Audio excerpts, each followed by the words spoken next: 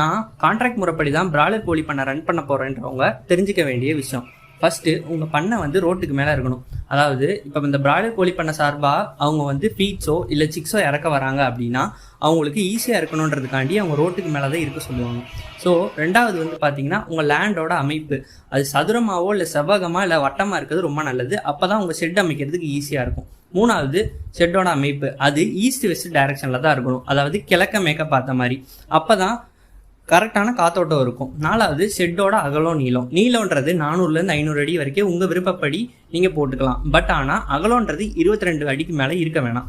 அப்போ தான் உள்ள ஹீட் ஸ்ட்ரெஸ்ஸு கம்மியாக இருக்கும், கோழியோட சாவு எண்ணிக்கை கம்மியாக இருக்கும். அஞ்சாவது, ஒரு ஷெட்டுக்கும் இன்னொரு ஷெட்டுக்கும் நடுவில் இருக்க இடைவெளி 20லேருந்து 30 அடி இருக்க மாதிரி பார்த்துக்கோங்க.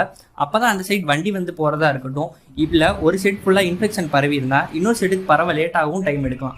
ஸோ இதெல்லாம் வந்து பார்த்தீங்கன்னா நீங்கள் பேசிக்காக தெரிஞ்சுக்க வேண்டிய விஷயம். இதுக்கும் மேலே பிராய்லர் அப்டேட்ஸ்காண்டி நம்ம பேஜை ஃபாலோ பண்ணிக்கோங்க.